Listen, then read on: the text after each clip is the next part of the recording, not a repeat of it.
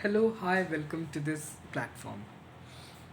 तो आज हम डिस्कस करने वाले हैं फोर्स और सारी ऐसी चीज़ें जो फोर्स के साथ एसोसिएटेड है। तो चलिए शुरू करते हैं। फोर्स फोर्स को समझने के दो तरीके हैं, एक क्वालिटेटिव वे, एक क्वांटिटेटिव वे। क्वालिटेटिव वे इस चीज़ के साथ डील करता है कि ये फोर्स के बारे में हम क्या क्या जानते हैं, क्या क्या फंडामेंटल प्रिंसिपल्स इसके साथ एसोसिएटेड हैं। तो क्या क्या फंडामेंटल चीज़ें इसके साथ एसोसिएटेड हैं जो हमें समझने की ज़रूरत है। तो इस चीज़ को हम क्वालिटेटिव पॉइंट ऑफ व्यू से समझना कहते हैं।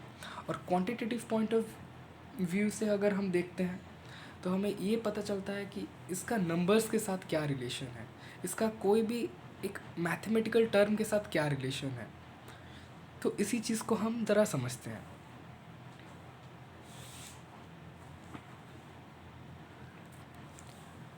बॉडी दो टाइप के हो सकते हैं, एक तो रिजिड हो सकते हैं या तो नॉन रिजिड हो सकते हैं। अब रिजिड का डेफिनेशन ये है कि इसका शेप स्ट्रिक्टली कंस्ट्रिक्टेड रहेगा। इसका मतलब इसका शेप चेंज नहीं हो सकता अगर इस पे कोई एक्सटर्नल फोर्स दिया जाए, तो इसका शेप में कोई भी चेंज नहीं आने वाला। और हम इसे ऐसे कह सकते हैं, या फिर ये कोई हार्ड सी चीज़ है जिसको हम कंप्रेस नहीं कर सकते। अब नॉन रिजिड चीज़ क्या है? कोई भी ऐसा चीज़ जिस पे अगर हम फोर्स अप्लाई करते हैं तो इसमें हमें चेंज इन शेप और साइज़ हमें दिखता है। ये before the application of force और ये after the application of the force. देखो फोर्स के वजह से इसका शेप कैसे चेंज हो रखा है। तो ये है रिजिड फेट, ये है नॉन रिजिड फेट। एक रिजिड बॉडी कभी भी अपना शेप चेंज नहीं करता, और हम उसका शेप चेंज कर ही नहीं सकते क्योंकि वो उसके जो पार्टिकल्स है वो एकदम टाइटली एसोसिएटेड है, वो हार्ड चीज़ है। और नॉन रिजिड को हम ऐसे समझ सकते हैं, ये कोई सॉफ्ट सी चीज़ है या फिर कोई सेमी हार्ड चीज़ है। Upon the application of force it can change its shape and size. So body दो टाइप्स के हो सकते हैं, हमने देख लिया। तो अब अगर रिजिड बॉडी पे अगर फोर्स अप्लाई होता है तो वो मोशन लाता है, ओनली मोशन। लेकिन अगर कोई नॉन रिजिड बॉडी पे अगर फोर्स अप्लाई होता है तो शेप एंड साइज तो चेंज होता ही है, उसके साथ मोशन का भी चेंज आना इधर जायज़ है। तो अगर बॉडी मोशन में है हम फोर्स अप्लाई करके उसको रेस्ट में ला सकते हैं, अगर बॉडी रेस्ट में है तो हम फोर्स अप्लाई करके उसे मोशन में ला सकते हैं, और अगर बॉडी अपने मोशन में है तो हम फोर्स अप्लाई करके उसका डायरेक्शन भी चेंज कर सकते हैं। So this was all about qualitative appreciation of force. अब हम देखते हैं क्वांटिटेटिव पॉइंट ऑफ व्यू से फोर्स का क्या डेफिनेशन है और फोर्स को हम कैसे समझ सकते हैं। न्यूटन के सेकेंड लॉ के अनुसार लीनियर मोमेंटम में चेंज आना, अगर कोई फोर्स अप्लाई होता है किसी बॉडी पे तो उसका लीनियर मोमेंटम चेंज होता है। तो वो लीनियर मोमेंटम का चेंज के रेट को हम फोर्स कहते हैं। सो फोर्स को हम एम ए लिख सकते हैं। इस चीज़ से हमें ये पता चलता है फोर्स को हम एम ए लिख सकते हैं, क्योंकि ये लीनियर मोमेंटम जो है उसका चेंज, मोमेंटम के चेंज को हम एक्सीलरेशन को भी बता सकते हैं। तो ये हो गया। अब हम डेफिनेशन के ऊपर जाते हैं, क्योंकि डेफिनेशन बहुत ही इम्पोर्टेंट होता है from the examination point of view. क्योंकि हम एग्ज़ाम्स के लिए पढ़ाई कर रहे हैं तो कॉन्सेप्ट का भी एक ग्लिम्स होना चाहिए हमें, और उसको कैसे पेपर में लिखें वो भी समझ में आना चाहिए। Force when applied on a rigid body, अगर किसी रिजिड बॉडी पे फोर्स अप्लाई होता है सिर्फ मोशन होता है, ओनली कॉजेस मोशन ने। But when force is applied on a non rigid body it causes both a change in its size और shape and motion as well. मतलब ये फोर्स जब किसी नॉन रिजिड बॉडी पे act करता है तो इसमें both change in its size, shape और मोशन तीनों हो सकता है depending upon the magnitude of force. लेकिन अगर किसी रिजिड बॉडी में फोर्स अप्लाई होता है तो ज़्यादा से ज़्यादा इसमें मोशन आ सकता है, कोई शेप या साइज़ का कोई भी कॉम्प्रोमाइज़ हमें देखने को नहीं मिलता। तो ये हो गया हमारा क्वांटिटेटिव एनालिसिस। अब आते हैं क्वांटिटेटिव पाथ पे। सॉरी, ये क्वालिटेटिव है, ये क्वांटिटेटिव है। तो force applied on a body is defined as the rate of change in its linear momentum. Linear momentum P equal to mv, मतलब mass into velocity of that body, इसको linear momentum बोलते हैं। और ये linear momentum force के application के वजह से किस हद तक चेंज होता है उसको हम एक्सीलरेशन बोलते हैं। तो ये P equal to mv, change in P equal to m del v, velocity के चेंज के लिए मोमेंटम का चेंज होता है, ये अंडर नॉर्मल कंडीशंस। तो अब हम इस चीज़ को देखेंगे कि इसका क्या रिलेशन है F इक्वल टू ma को हम कहाँ कहाँ यूज़ कर सकते हैं। तो ये हमारे पास एक फॉर्मूला निकल के आता है न्यूटन के सेकेंड लॉ से। हमें मोमेंटम से हमें ये वाला नॉलेज मिल गया। तो ये क्वांटिटेटिव और क्वालिटेटिव एनालिसिस तो फोर्स का हो गया। अब हम फोर्स को देखेंगे, फोर्स के बारे में और कुछ जानेंगे। Force is a vector quantity, it is dependent upon the direction. SI unit of force is newton while CGS unit is dyne. तो अब इनका रिलेशन दे दिया गया है 1 न्यूटन इक्वल टू 10⁵ डाइन। ये सब याद करने की चीज़ें हैं, ये सब प्रैक्टिस के साथ याद हो जाएंगे। तो ये तो था बेसिक चीज़ें। अब हम देखेंगे कि फोर्स का बोथ रिजिड बॉडी पे क्या एप्लीकेशन होता है, क्या ऐसी कंसिक्वेंसेस होती हैं अगर फोर्स कोई रिजिड बॉडी पे एक्ट करता है, या फिर फोर्स अगर किसी नॉन रिजिड बॉडी पे एक्ट करता है तो इसके क्या कॉन्सिक्वेंसेस होते हैं। तो अभी हम सिर्फ रिजिड बॉडी के बारे में जानने वाले हैं, रिजिड बॉडी में क्या होता है। तो अगर फोर्स किसी रिजिड बॉडी पे एक्ट करता है तो उसमें दो टाइप के मोशंस आ सकते हैं, एक तो लीनियर मोशन, एक रोटेशनल मोशन। अब सोचो, लीनियर मोशन तो सिंपल सी चीज़ है, क्योंकि कोई भी अगर कोई सा भी फोर्स एक रिजिड बॉडी जो कि रेस्ट में होता है और वो फ्री टू मूव, तो वो कहीं से अटका हुआ नहीं है, it is not pivoted at any point, it is free to move. अगर हम इसको ऐसे हिला सकते हैं तो ये आराम से हिल भी जाएगा, so it is free to move. The body starts moving in a straight path in the direction of applied force. इसको हम इस तरह से समझते हैं, मान लो ये एक बॉडी है जो कि फ्री टू मूव है। फ्री टू मूव मतलब ये कहीं अटका हुआ नहीं है, कहीं पाइवोटेड नहीं है, it is not pivoted at any point, it's free to move and it is at rest. Rest में भी है। तो अगर मैं फोर्स को इस डायरेक्शन से अप्लाई करता हूँ तो बॉडी इस तरफ डिस्प्लेस हो जाएगा। डायरेक्शन जिस तरफ से है फोर्स का उसी तरफ को डिस्प्लेस होगा बॉडी। तो ये जो मोशन हुआ, ये जो बॉडी अभी मोशन में आया, इसी मोशन को बोलते हैं लीनियर मोशन। ये तो बहुत ही सिंपल सी चीज़ है, लीनियर मोशन और 1D मोशन, ये क्लास 9 में था। अब क्लास 10 में हमें पढ़ना है रोटेशनल मोशन के बारे में, टॉर्क के बारे में। तो अब देखते हैं आगे आगे आएगा ये सब चीज़ें। तो अभी दूसरा केस रोटेशनल मोशन का।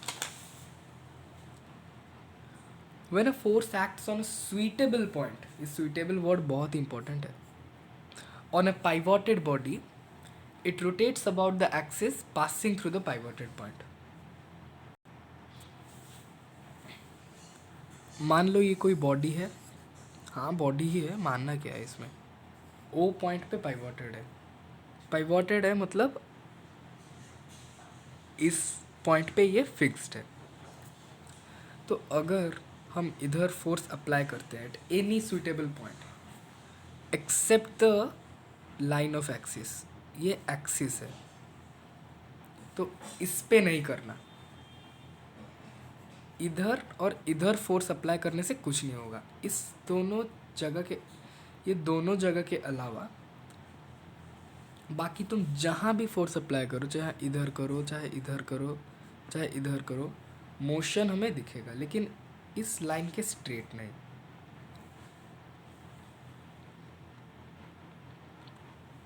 तो अगर मैं इधर फोर्स अप्लाई करता हूँ तो ये बॉडी कायदे से इस तरफ जाना था, नीचे की तरफ जाना था, लेकिन ये नीचे की तरफ नहीं जाएगा क्योंकि ये तो मूव ही नहीं कर सकता ना, it is not free to move, it is pivoted at a point. So अब ये क्या करेगा, अब ये इस तरफ घूम जाएगा, जिस तरफ से फोर्स आया है ये इस तरफ से घूम जाएगा।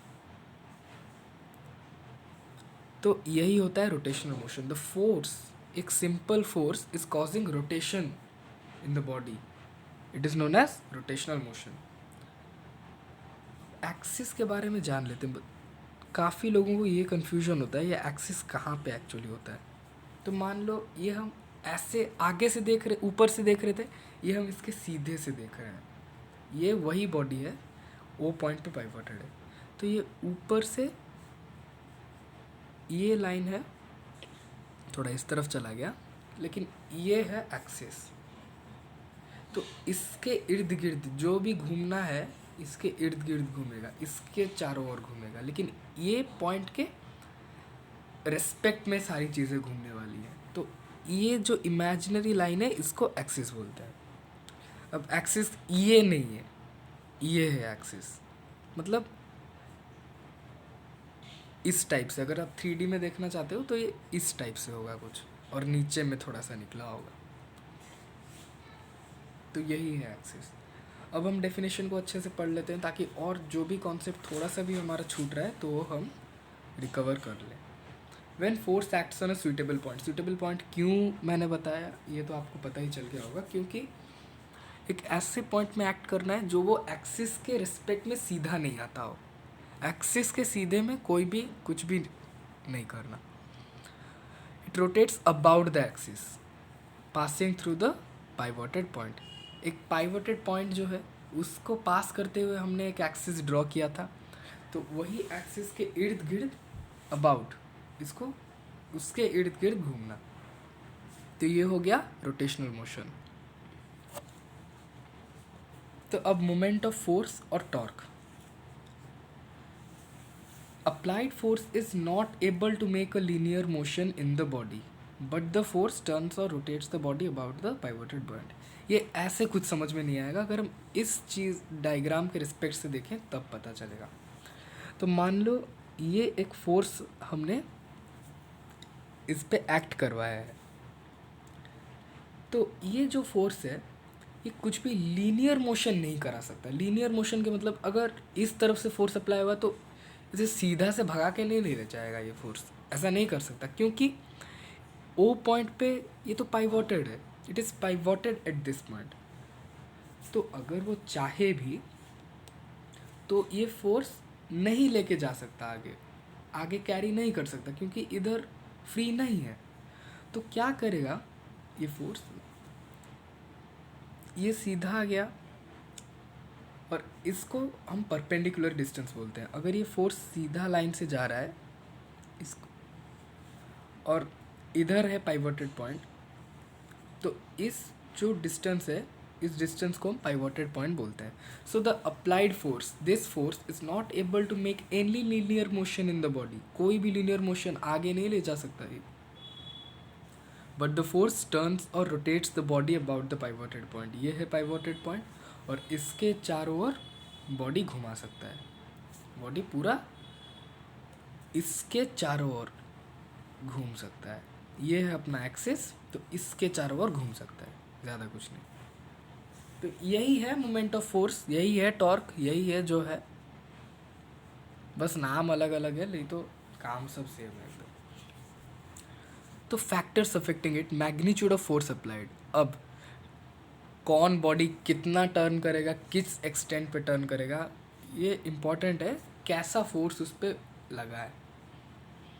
तो the magnitude of force is directly proportional to the turning effect of the body. A perpendicular distance from the line of action, perpendicular distance जितना ज़्यादा होगा उतना ही अच्छा होगा मोमेंट, इतना ही ज़्यादा होगा moment. So it is directly proportional to it, both are directly proportional to the moment of force. तो टर्निंग इफेक्ट ऑफ बॉडी तो इन पे ही निर्भर करेगा। तो हम ये इन्फर कर सकते हैं, moment of force is the force applied into the perpendicular distance. अब इसके यूनिट्स क्या क्या है। एसआई यूनिट है न्यूटन मीटर। अब आप ये पूछोगे कि हमने पढ़ा फोर्स इनटू परपेंडिकुलर डिस्टेंस, ऐसा लिखना नहीं होता है, ऐसा बस मैंने दिखाया है क्योंकि ये परपेंडिकुलर लिखने के अलावा हम ऐसे दिखा सकते हैं। अगर हम रफ कर रहे हैं तो हम ऐसे दिखा सकते हैं, इसको एग्जाम में नहीं लिखते, हमें पूरा परपेंडिकुलर डिस्टेंस लिख के आना होगा। तो फोर्स इनटू परपेंडिकुलर डिस्टेंस होता है अपना मोमेंट ऑफ फोर्स। तो हमने ये पढ़ा कि फोर्स है न्यूटन और ये डिस्टेंस का यूनिट क्या है, डिस्प्लेसमेंट का यूनिट क्या है, मीटर। तो न्यूटन इंटू मीटर तो हमने जूल पढ़ा था, इसको जूल नहीं बोल सकते, जूल बोल सकते हैं। वर्क डन के चैप्टर में हमने इसको जूल बोला था, newton into metre, force into displacement, ये जूल हो जाएगा। लेकिन हम इसे जूल कह नहीं सकते क्योंकि टॉर्क जो है, जो रोटेशनल मोशन या जो मोमेंट ऑफ फोर्स जो हम इधर बात कर रहे हैं इस चीज़ का, ये क्या है, ये एक वेक्टर क्वांटिटी है। लेकिन जो जूल है वो एक स्केलर क्वांटिटी है। तो हम स्केलर क्वांटिटी को इजीली अपना अलजेब्रा लगा के ऐड या सब्ट्रैक्ट कर सकते हैं। लेकिन वेक्टर क्वांटिटीज़ के साथ अगर हमें डील करना हो तो हमें कुछ अलग लॉज लगाने पड़ेंगे जो हम क्लास 11th में पढ़ेंगे, अभी नहीं। तो क्लास 11th में एक वेक्टर क्वांटिटी होता है, एक स्केलर क्वांटिटी होता है और तीसरा टेंसर क्वांटिटी होता है। तो उन तीनों के बारे में हम पढ़ेंगे। ये हो गया। तो इसके यूनिट्स 1 न्यूटन मीटर और ये CGS unit 1 dyne into centimetre. इसको अर्ग मत बोल देना, इसको अर्ग इसीलिए मत बोलना क्योंकि अर्ग एक स्केलर क्वांटिटी है, लेकिन डाइन सेंटीमीटर एक वेक्टर क्वांटिटी है। तो अब आते हैं clockwise and anti clockwise movement पे। अब ये जो रोटेशन होता है,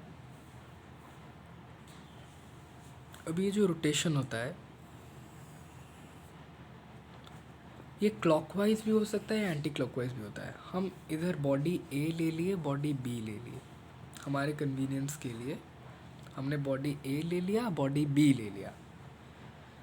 तो अब ये जो बॉडी A है, हम इधर फोर्स अप्लाई कर रहे हैं तो बॉडी इस तरफ मूव होगा। और ये क्या है, कभी वॉच का जो हमारा वॉच होता है या फिर क्लॉक होता है, उसके मिनट हैंड को कभी उल्टे दिशा में जाते हुए देखा है? नहीं ना। तो ये जो पहले 1 बजता है उसके बाद 12 बजता है, ऐसा नहीं होता ना।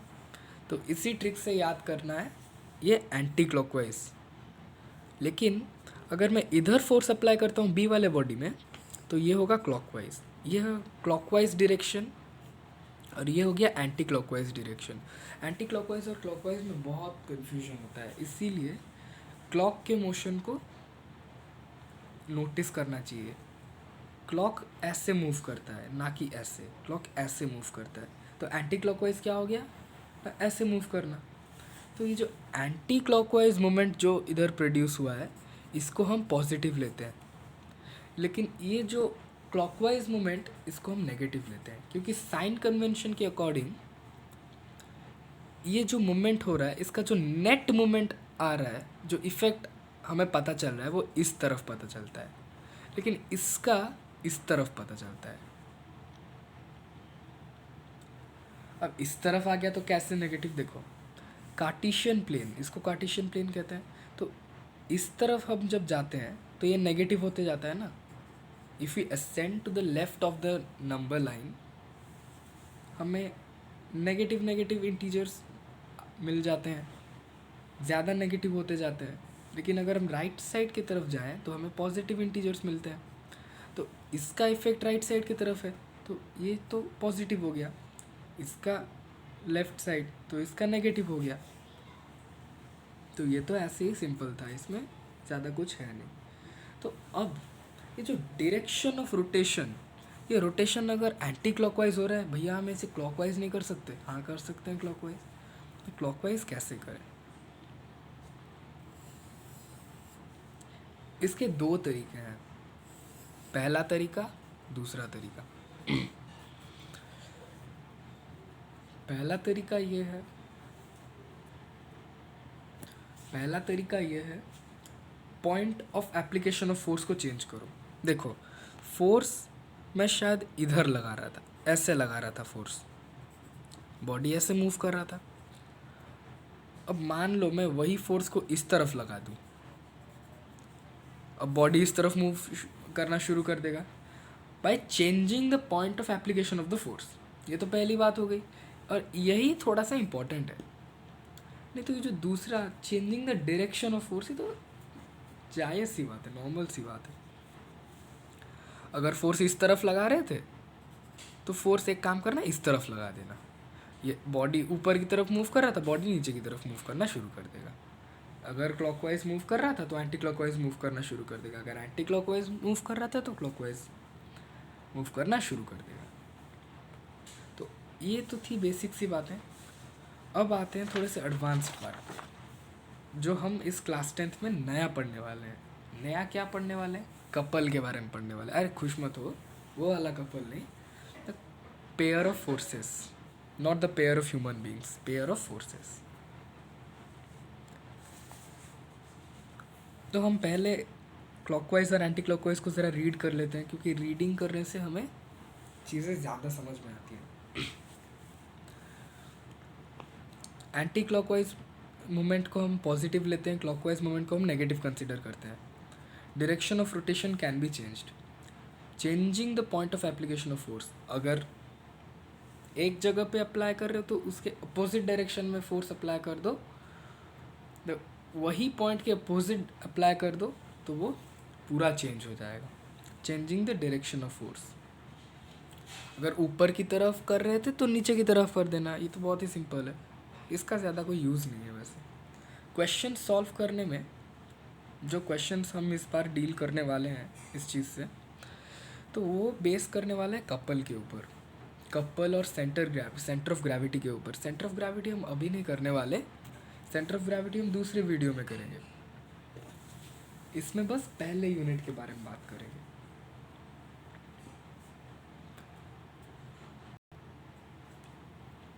तो कपल, ये जो रोटेशन होता है, हमने अभी तक जो भी हमने समझा, ये जो रोटेशन होता है ये क्या सिर्फ एक ही फोर्स से होता है? न्यूटन का थर्ड लॉ ये कहता है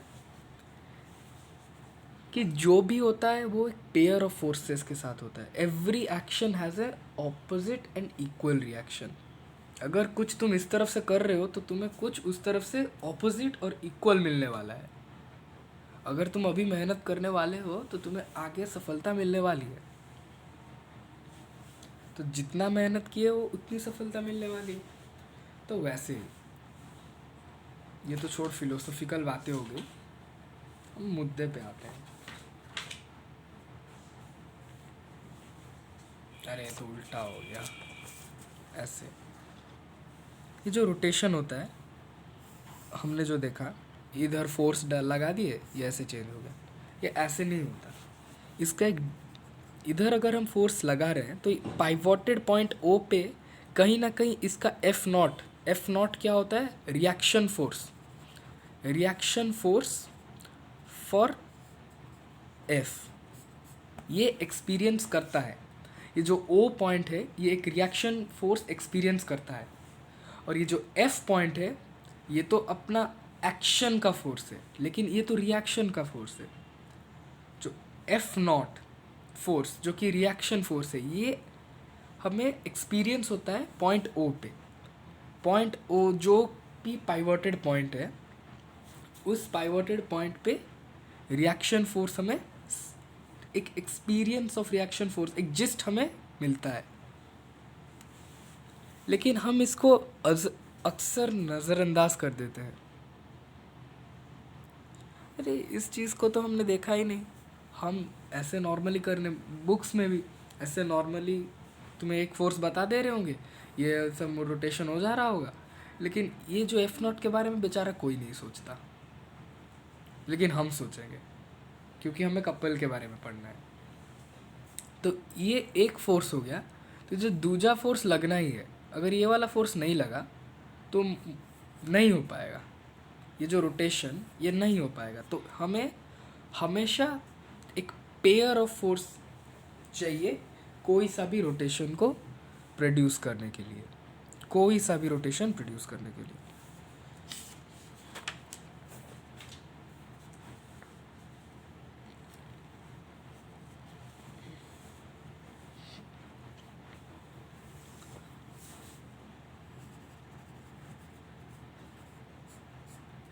ये हो गया कपल। अब मान लेते हैं ये एक लीवर है या फिर कोई सा भी एक, ये भी मान लो एक ही बॉडी है। तो ये ओ पॉइंट पे पाइवोटेड है। तो हमें क्या चाहिए, हमें इस, ये जो ए बी नाम का रॉड है, ये ए बी नाम का रॉड, तो हमें इस ए बी नाम के रॉड को हमें रोटेट कराना है, ऐसे रोटेट कराना है। तो ये रोटेट कैसे होगा, एक फोर्स से हो जाएगा? नाना बाबा नहीं होगा। तो इसके लिए एक दूसरा फोर्स भी चाहिए। तो ये जो दूसरा फोर्स ये इस तरफ अप्लाई होता है, इधर अप्लाई होता है, लेकिन उधर तो इधर अप्लाई हो रहा था, उधर तो पाइवोटेड पॉइंट पे अप्लाई हो रहा था, जो हम सर्कल वाले जो हम पहले पढ़े। लेकिन ये इधर नहीं होगा, क्योंकि ये अगर एफ है तो ये एक इक्वल और ऑपोजिट पैरेलल फोर्स है, equal opposite and parallel force. ये इक्वल है, ये एफ है तो ये भी एफ है। ऑपोजिट, ये इस तरफ एक्ट कर रहा है तो ये इस तरफ एक्ट कर रहा है। पैरेलल, इसका एक्शन इस तरफ है, इसका एक्शन इस तरफ है। दोनों का आपस में कोई भी तालमेल, कोई भी कनेक्शन है नहीं। तो ये भी सीधा, ये भी सीधा। तो हम equal, opposite and parallel force not acting along the same line. अब मान लो ये फोर्स ए पॉइंट पे एक्ट कर रहा है, ये फोर्स बी पॉइंट पे एक्ट कर रहा है। मान लो मैं इधर ए डैश बना देता हूँ, इधर बी डैश बना देता हूँ।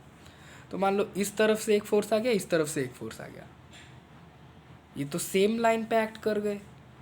तो सेम लाइन एक ही लाइन हो गया, एक ही लाइन पे एक्ट करने से तो कतई रोटेशन नहीं होगा, ये रोटेशन तो हो ही नहीं सकता। तो हम इधर डेफिनेशन के अंदर जो कॉन्सेप्ट है उसको समझ रहे हैं कि हमें दो फोर्स चाहिए। पहली बात, हमें दो फोर्स चाहिए, एक पेयर ऑफ फोर्स चाहिए जो कि इक्वल हो, जो कि ऑपोजिट डायरेक्शन में एक्ट कर रहे हो, जो कि एक दूसरे के पैरेलल हो, जो कि एक लाइन में बिल्कुल ना एक्ट कर रहे हो, not acting along the same line, not along the same line.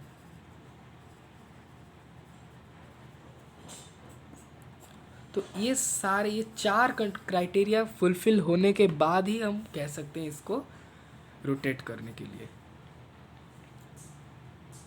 अगर ये तीन हो जाते हैं तो ये वाला तो नहीं होगा। So not acting along the same line, हमें सेम लाइन में दो फोर्सेस को बिल्कुल एक्ट नहीं कराना। अगर ऐसा करते हैं तो ये वाला फोर्स और ये वाला फोर्स दोनों ईच अदर कैंसिल आउट हो जाएंगे और कोई भी फ़ायदा नहीं रहेगा फोर्स अप्लाई करके।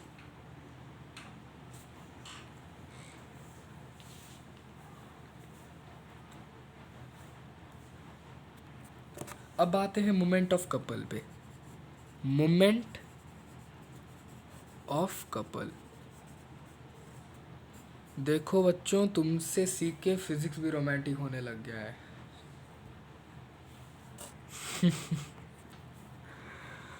Moment of couple. तो जैसे हमने मोमेंट ऑफ फोर्स पढ़ा था, वैसे ही मोमेंट ऑफ कपल भी एक चीज़ है। तो मोमेंट ऑफ कपल क्या है? ये भी वही टर्निंग इफेक्ट है जो कि दोनों पेयर ऑफ फोर्सेस के एक कपल ऑफ फोर्सेस प्रोड्यूस करते हो। तो आइए समझते हैं इसे। हमने फिर से अपने ए बी वाले रॉड को बुला लिया, ओ वाले पॉइंट को पाइवोटेड कर दिया, पाइवोटेड एट अ पॉइंट बना दिया। अब मैं इधर से एक फोर्स डाल रहा हूँ, इधर से एक फोर्स डाल रहा हूँ। भैया ये तो वही वाले सेटअप ही बोल रहे हो। हाँ, वही वाले सेटअप में ही सब होगा। ये देखो F1 ये है, ये हो गया F2 ये है। तो मान लो ये D लेंथ का है, इसका लेंथ मान लो D है। अब अगर हम ये फोर्स अगर नीचे की तरफ एक्ट कर रहा है तो ये ऐसे मूव करेगा, ये वाला पार्ट ऐसे मूव करेगा, ये OA वाला पार्ट ऐसे मूव करेगा। और ये फोर्स ऊपर एक्ट कर रहा है तो ये जो OB वाला पार्ट है ये ऊपर की तरफ एक्ट करेगा। ये एक्ट नहीं करेगा, ये रोटेट करेगा ऊपर की तरफ। ये अगर नीचे की तरफ रोटेट कर रहा है तो ये भी जाहिर सी बात है ऊपर की तरफ ही रोटेट करने वाला है। तो ये अगर एंटी क्लॉकवाइज हो रहा है तो ये भी क्लॉकवाइज ही होगा। सिंपल सी बात है। अगर ये एंटी क्लॉकवाइज हो रहा है तो ये क्लॉकवाइज ही होगा।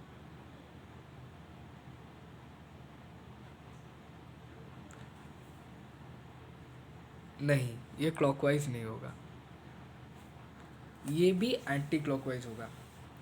बहुत सारा बहुत मतलब ये बहुत ही कंफ्यूजिंग सा चीज़ है। हमें लगता है ये अगर ऐसे एक्ट कर रहा है तो ये भी ऊपर ऐसे ही एक्ट करेगा, लेकिन ऐसा नहीं होता। Sorry for the mistake. क्योंकि एक ही रॉड है, दोनों एंटी, एक ही रॉड है, तो ये OA वाला पार्ट और OB वाला पार्ट दोनों ही एंटी क्लॉकवाइज रोटेट करने वाले। सो इधर हम देख रहे हैं anti clockwise rotation, anti clockwise rotation. तो ये anti clockwise rotation he moment of couple है।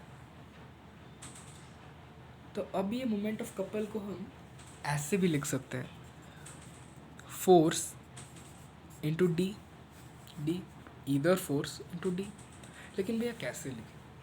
देखो, मोमेंट एट OA, OA पे क्या मोमेंट है? OA का मोमेंट ऑफ फोर्स क्या है? OA का मोमेंट ऑफ फोर्स, इसको कैसे डिटरमाइन करें? देखो, ये F2 जो है F1 वही है, F2 इक्वल टू F1, तो इसमें ज़्यादा कंफ्यूज होने की कोई बात नहीं। तो F2 इंटू OA। अब हम ये कर सकते हैं मोमेंट एट OB, ये होगा F1 इंटू OB। अगर हम इसे 1 ले लेते हैं, इसे 2 ले लेते हैं, इसे रिलेशन 1 ले लेते हैं, इसे रिलेशन 2 ले लेते हैं, तो हम अगर 1 और 2 को ऐड करते हैं तो हमें F2 into OA plus F1 into OB, ये हो गया टोटल मोमेंट। ये सिर्फ मोमेंट OA का था, ये सिर्फ मोमेंट OB का था, लेकिन ये जो हम एक्सप्रेशन ला रहे हैं इन दोनों को ऐड करके, ये इस टोटल रॉड का, इस टोटल लिवर का मोमेंट है। तो हम F कॉमन ले आते हैं इंटू OA प्लस OB। तो OA प्लस OB जो है AB, और ये AB क्या है? F into D. सो ये भी एक सिंपल सा डेरिवेशन था। पहले क्या करना है? OA के रिस्पेक्ट में मोमेंट निकालना है, OB के रिस्पेक्ट में मोमेंट निकालना है। दोनों एंटी क्लॉकवाइज रोटेशन को, दोनों एंटी क्लॉकवाइज होंगे या दोनों क्लॉकवाइज होंगे, एक क्लॉकवाइज एक एंटी क्लॉकवाइज नहीं होगा। दिख रहा है फोर्स अलग अलग डायरेक्शन में एक्ट कर रहे हैं तो अलग अलग मोमेंट प्रोड्यूस होगा, लेकिन ऐसा नहीं, ये दोनों फोर्सेस एक ही मोमेंट को, एक ही चीज़ को टारगेट कर रहे हैं, वो है एक ही डायरेक्शन में बॉडी को रोटेट कराना। तो ये मोमेंट ऑफ कपल का डेरिवेशन हो गया। तो इधर भी वही सही चीज़ दिया है, two equal and parallel forces not acting along the same line form a couple. और ऑपोजिट लिखना तो मैंने भूल ही गया, ऑपोजिट लिखना तो मैं भूल ही गया। तो ऑपोजिट बहुत इंपॉर्टेंट चीज़ है। Two equal and opposite parallel forces not acting along the same line form a couple. और ये हो गया मोमेंट ऑफ कपल का चीज़, moment at A B, moment at O A, adding them we get F1 into D. तो either force into arm length. तो ये हो गया। इसके बाद हम आएंगे इक्विलिब्रियम पे, इक्विलिब्रियम ऑफ बॉडीज़। मैं लिख लेता हूँ क्योंकि आगे का पीपीटी मैंने बनाया नहीं है, मैं इधर लाइव लिखा के पढ़ाने वाला हूँ, लाइव लिखा के देखने वाला हूँ कि ये कैसे होता है। Equilibrium of bodies. तो इक्विलिब्रियम शब्द हमें क्या दर्शाता है, इक्विलिब्रियम हमें क्या दर्शाता है? What do you understand when we are told the bodies are at equilibrium, bodies at equilibrium? Equilibrium का मतलब है स्टेट ऑफ इक्वल, इक्वल। तो एक ऐसा कंडीशन जिधर बॉडी ना इस तरफ जा रहा हो ना उस तरफ जा रहा हो। मान लो हम इस तरफ फेयर करेंगे, इस तरफ रफ में, तो एक कॉलम हमने बना लिया। मान लो ये एक बॉडी ए है, इस तरफ एक फोर्स F0 आ रहा है, इस तरफ एक फोर्स F1 आ रहा है, इस तरफ एक फोर्स F1 आ रहा है, इस डायरेक्शन में एक फोर्स F2 आ रहा है, इस डायरेक्शन में एक फोर्स F2 आ रहा है, इस डायरेक्शन में एक आ रहा है, इस डायरेक्शन में क्या आ रहा है? How many forces are acting along it, how many forces are acting on it? देखो कितने सारे फोर्सेस इस पे एक्ट कर रहे हैं, लाइक 1 2 3 4 5 6 6 या 7 फोर्सेस इस पे एक्ट कर रहे हैं। लेकिन ये बॉडी मूव नहीं करेगा, कहीं मूव नहीं करेगा। क्यों मूव नहीं करेगा? क्योंकि ये फोर्स को एक्ट करने के, बैलेंस करने के लिए ये वाला फोर्स है, ये वाले फोर्स को बैलेंस करने के लिए ये वाला फोर्स है, ये वाले फोर्स को बैलेंस करने के लिए ये वाला फोर्स है, ये वाले फोर्स को बैलेंस करने के लिए ये वाला फोर्स हमने बना दिया। ये था नहीं, वैसे चीटिंग हो गई, लेकिन हमने बना दिया। तो ये जो बेचारा बॉडी है ये अपना रेस्ट में था, इसको आके 7-8 फोर्सेस ने मिल के, 8 फोर्सेस ने मिल के इस पे धावा बोल दिया कि भाई तुझे आज मोशन में लाएंगे। लेकिन दिक्कत तब हुई जब इस तरफ का फोर्स और इस तरफ का फोर्स इक्वल और ऑपोजिट डायरेक्शन में काम करने लग गए। तो ऐसे 10 फोर्सेस आ जाएं, 16 फोर्सेस आ जाएं, 18 फोर्सेस आ जाएं, लेकिन ये हिलने वाला नहीं है। क्यों हिलने वाला नहीं है? क्योंकि हर एक फोर्स को बैलेंस करने के लिए एक दूसरा फोर्स है। अगर ये इस तरफ से धक्का दे रहा है तो ये इस तरफ से धक्का दे देगा, इसका एकदम बैलेंस हो गया।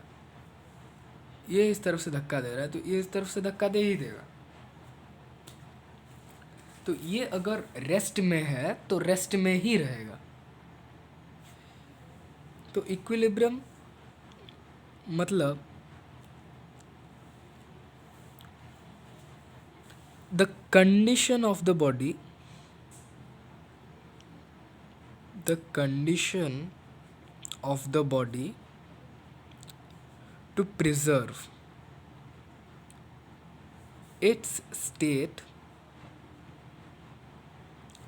of motion or rest even after several forces acting on it। देखो इधर 8 फोर्सेस एक्ट कर रहे हैं, लेकिन फिर भी अपना रेस्ट का जो कंडीशन है, ये रेस्ट में है तो रेस्ट में ही है।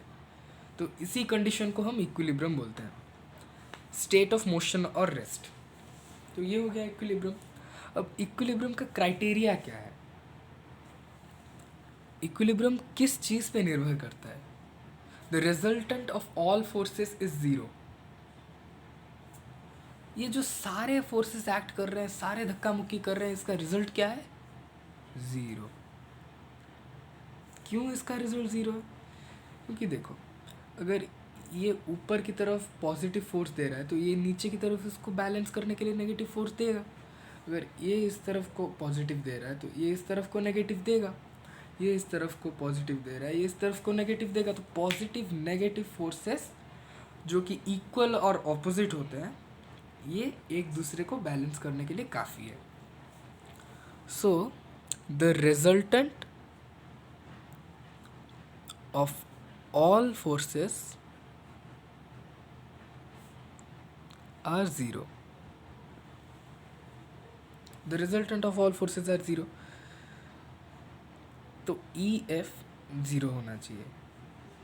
मतलब सारे फोर्सेस का जो रिजल्ट ये ऐसे होता है एक्चुअली, ये ई नहीं होता, ये एम को थोड़ा उल्टा देते हैं, ये होता है। सारे फोर्सेस का जो सम होता है, सारे फोर्सेस का रिजल्ट होता है, ये ज़ीरो होगा। The algebraic sum of moments of all the forces about a fixed point is zero, so they do not change the rotational state of the body. मान लो ये तो फ्री बॉडी की बात हो रही थी। अगर ए को हमने बंदी बना लिया, आई मीन हम इसको पाइवॉट कर देते हैं, एक पॉइंट में कैद कर लेते हैं, ये इसके इर्द गिर्द घूमने वाला है, तो ये वाला जो फोर्स एक्ट करेगा ये इसको इस तरफ रोटेट कराने के लिए काफ़ी है। तो इसके लिए ये वाला एक फोर्स चाहिए जो इसको इस तरफ रोटेट करा देगा। और अगर दोनों ही फोर्सेस इक्वल होते हैं तो धक तेरी की बॉडी तो रोटेट ही नहीं करने वाला है। सो इसीलिए कहते हैं द अलजेब्रिक सम। अलजेब्रिक सम इसीलिए कहा क्योंकि इधर प्लस माइनस का इन्वॉल्वमेंट है। अगर ये पॉजिटिव फोर्स है तो ये नेगेटिव फोर्स है, लेकिन ये नेगेटिव फोर्स है, ये पॉजिटिव फोर्स है। क्यों? क्योंकि ये इस डायरेक्शन में एक्ट कर रहा है, राइट डायरेक्शन में एक्ट कर रहा है, ये लेफ्ट डायरेक्शन में एक्ट कर रहा है, इसीलिए ये इसे नेगेटिव डिनोट करते हैं, इसे पॉजिटिव डिनोट करते हैं। तो the algebraic sum of all moments of forces, ये मोमेंट्स जो है ये सब फोर्सेस के ही है। तो all moments of forces about a fixed point, ये फिक्स्ड पॉइंट अपना ये है, about a fixed point is zero. तो ये दोनों कंडीशन,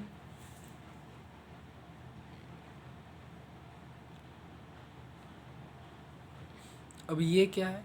तो resultant of all the moments को हम टॉर्क से भी टॉर्क रिप्रेजेंट करते हैं, तो इसीलिए resultant of all torque is zero. तो इक्विलिब्रियम होने के लिए चाहे बॉडी रेस्ट में हो या चाहे बॉडी मोशन में हो, resultant of all forces should be zero. सारे फोर्सेस मिलाकर कुछ ना कर रहे हो, पॉजिटिव नेगेटिव सब बैलेंस हो जा रहा हो, और सारे फोर्सेस अगर बैलेंस हो रहे हैं तो एक पाइवोटेड बॉडी में मोमेंट्स भी बैलेंस हो जाएंगे। तो the algebraic sum of moments about a fix point is zero. तो ये हो गया। अब इस इक्विलिब्रियम के दो टाइप्स हैं। पहली बात तो स्टैटिक इक्विलिब्रियम,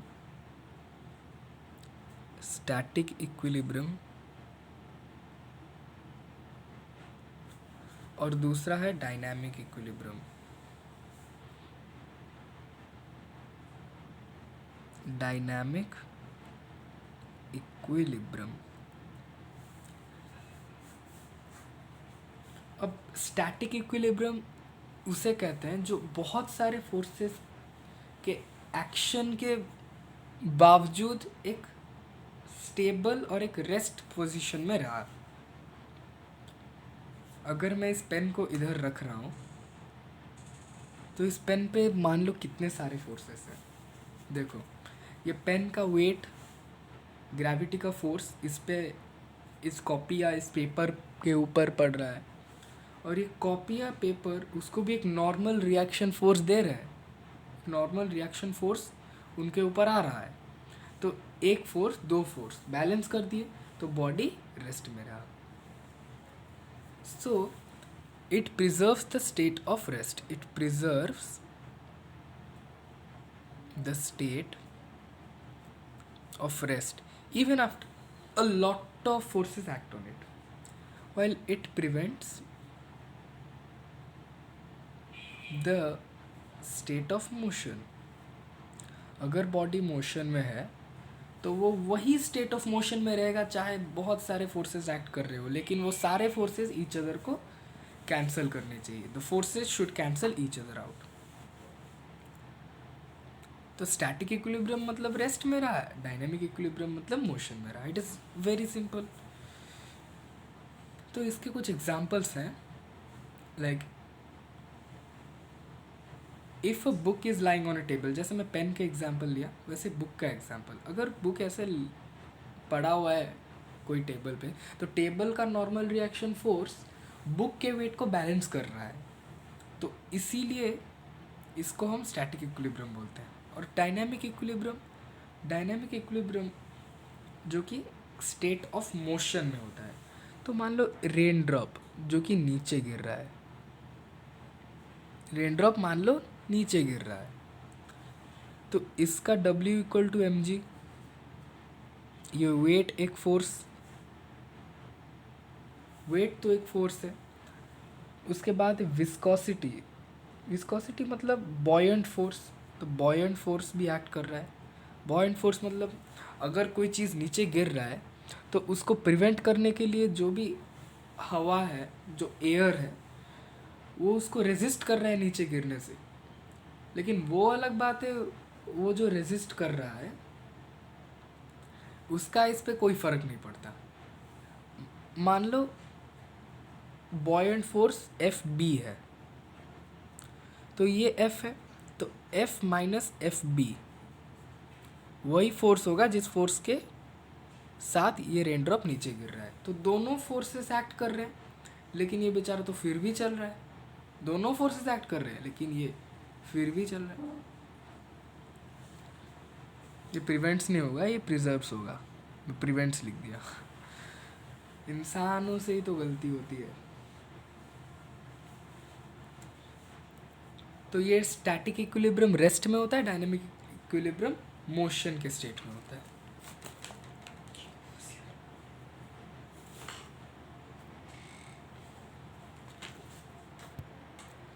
अब हमारा लास्ट टॉपिक रह गया है, वो है प्रिंसिपल ऑफ मोमेंट्स. ये यूनिट का last topic, principal of moments.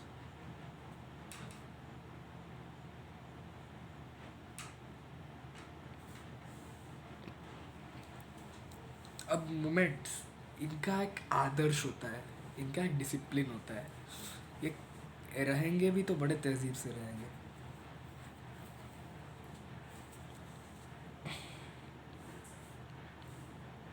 तो मान लो ये वही वाला AB रॉड है, तो इस तरफ जितना मूवमेंट होगा उस तरफ भी उतना ही मूवमेंट होगा. Sum of anti clockwise movements is equal to sum of clockwise movements.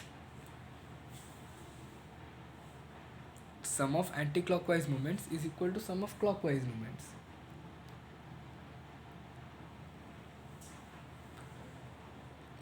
तो अगर हम रख रहे हैं ये दोनों फोर्सेस को, अगर हम एक्ट करा रहे हैं एक सेम डायरेक्शन में, अब डायरेक्शन सेम हो रहा है. अब हम कपल वाले चीज़ में नहीं जा रहे हैं. अब हम दो इंडिविजुअल फोर्सेस, मान लो ये FA है, ये FB है, तो अगर बॉडी हिलता नहीं है, अगर बॉडी कुछ हिल नहीं रहा है, कोई भी मूवमेंट नहीं कर रहा है, तो FB इक्वल टू FA, ये हम बोल सकते हैं.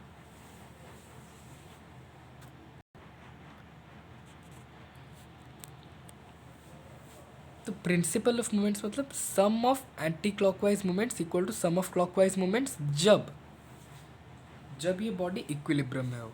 मान लो ये वाला बॉडी इक्विलिब्रियम में है, मतलब ये हिल नहीं रहा है बिल्कुल भी, तो ये वाला जो मोमेंट है और ये वाला जो मोमेंट है ये इक्वल होगा. जब FA, ये L मान लो, ये L मान लो, FA इंटू L1 और ये L2 equal to FB into L2. If the body is in equilibrium, अगर इक्विलिब्रियम में है तो F1 इक्वल टू F2, इसको हम ऐसे बोल सकते हैं force into this part of arm equal to this force into this part of the arm, it is normal. So यही करके हमारा ख़त्म हो जाता है। तो इसके बाद एक एक्सपेरिमेंट दिया हुआ है, इस एक्सपेरिमेंट में ज़्यादा कुछ किया नहीं है, उसका वेरिफिकेशन किया गया है कि एक यूनिफॉर्म मीटर स्केल लेंगे, मीटर स्केल का मतलब 0 to 100। तो इधर 50 वाले पार्ट में इसको ऊपर से एक रिजिड सपोर्ट दे देंगे। अब रिजिड सपोर्ट देने के बाद अगर इधर एक फोर्स एक्ट कराते हैं, इधर एक फोर्स एक्ट कराते हैं, ये FB हो गया, ये FA हो गया, इसके बीच का डिस्टेंस L1 हो गया, इसके बीच का डिस्टेंस L2 हो गया। तो अगर ये हिलता डुलता नहीं है, वही सीधा रहता है, तो हम ये बोल सकते हैं FA into L1 equal to FB into L2। तो ये भी एक्सपेरिमेंट कर करके एक ऐसे पॉइंट पे आ गए जहाँ पे ये हिला डुला है नहीं। तो उसी चीज़ से ये चीज़ का पता लगा, F1 into L1 FA into L1 equal to FB into L2। तो यही था पहला यूनिट इस चीज़ का। ये सारा चीज़ का तो इसमें हमने पढ़ा पहले तो फोर्स का क्वांटिटेटिव एनालिसिस और क्वालिटेटिव एनालिसिस। उसके बाद हमने पढ़ा एक रिजिड बॉडी पे फोर्स एक्ट करता है तो क्या होता है, और एक नॉन रिजिड बॉडी पे एक्ट करता है तो क्या होता है, एक फ्री बॉडी पे एक्ट करता है तो क्या होता है, एक पाइवोटेड बॉडी पे एक्ट करता है तो क्या होता है। अगर पाइवोटेड बॉडी पे एक्ट करता है तो वो जो मोमेंट ऑफ फोर्स है तो वो क्या है, वो जो टर्निंग इफेक्ट लाता है तो वो क्या है, टर्निंग इफेक्ट को हमने पढ़ा। और एट लास्ट हमने इक्विलिब्रियम के बारे में पढ़ा, स्टैटिक इक्विलिब्रियम और डायनेमिक इक्विलिब्रियम के बारे में पढ़ा, कपल के बारे में पढ़ा कि दोनों इक्वल ऑपोजिट और parallel forces not acting along the same line are said to be a couple and a couple only produces rotation. तो इस चीज़ के बारे में भी हमने पढ़ा। तो मोमेंट ऑफ कपल क्या होता है उसके बारे में भी हमने पढ़ा। तो ऐसे करके हम एक्टिव रिकॉल अगर करेंगे तो हमें ठीक से समझ में आएगा। अगर हम कोई चीज़ पढ़ रहे हैं तो पढ़ने के बाद उसका एक्टिव रिकॉल करेंगे तभी जाके ठीक से जो चीज़ें हमारे अंदर बैठ जाएगा। So with this auspicious note, I conclude the first unit of the first chapter of physics, ICSE class 10. Thank you and have a great day ahead.